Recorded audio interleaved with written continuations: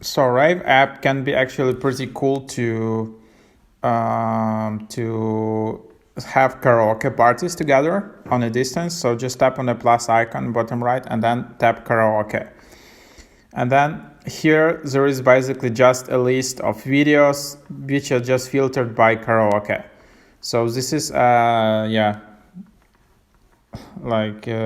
can just search for some specific